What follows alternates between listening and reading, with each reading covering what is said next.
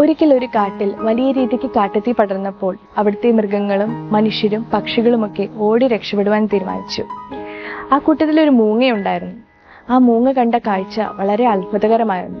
ഒരു കുഞ്ഞിക്കിളി തന്റെ ചെറിയ ചുണ്ടിൽ വെള്ളമെടുത്ത് ആ കാട്ടുതീയിലേക്ക് ഒഴിക്കുന്നത്.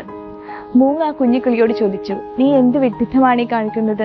ഈ സമയത്ത് ഓടി രക്ഷപ്പെടുകയല്ലേ വേണ്ടത്? കുഞ്ഞിക്കിളി മറുപടി പറഞ്ഞു, എന്നാലാവുന്നത് ഞാൻ ചെയ്യുന്നു. ഇന്നും അവിടുത്തെ ആളുകൾ പറയും, അന്ന് ആ കാട്ടുതീ പടർന്നപ്പോൾ അത് അണച്ചത് ഒരു കുഞ്ഞിക്കിളിയും മൂങ്ങയും കുറച്ച് മനുഷ്യരും മൃഗങ്ങളും ഒക്കെയാണെന്ന്.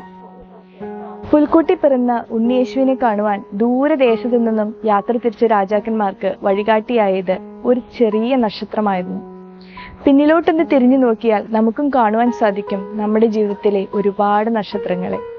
പക്ഷെ ചോദ്യം ഇതാണ്, നിങ്ങൾ ആരുടെയൊക്കെ ജീവിതത്തിൽ ഒരു നക്ഷത്രമായി മാറിയിട്ടുണ്ട്? ഈ ക്രിസ്തുമസ് കാലത്തിൽ ഇങ്ങനെയൊന്ന് ആലോചിച്ചാലോ?